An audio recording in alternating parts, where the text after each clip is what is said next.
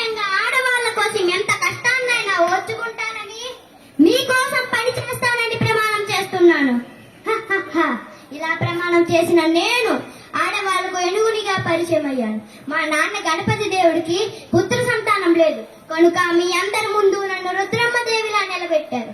పాలన కోసం పడ్డాను, ఎంతో కష్టపడ్డాను, మన రాజ్యాన్నే గెలిపించాను.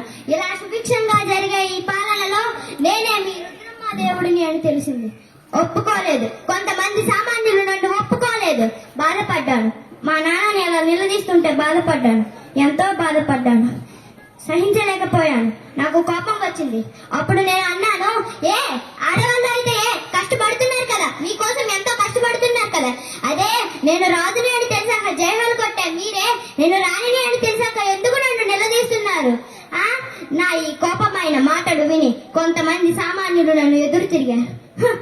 నాకు ఇది లెక్కనా?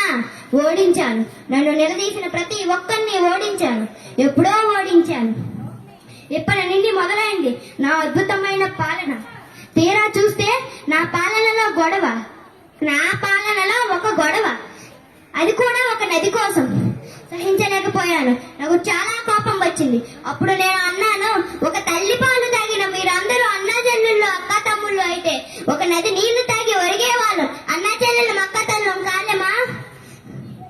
నేను మీ అందరికీ చెప్పాలనుకుంది ఏమీ లేదు, కానీ ఒక్కటే, ఆడవాళ్ళను కష్టపడనివ్వండి, వాళ్ళని పని చేయనివ్వండి, వాళ్ళని ఒక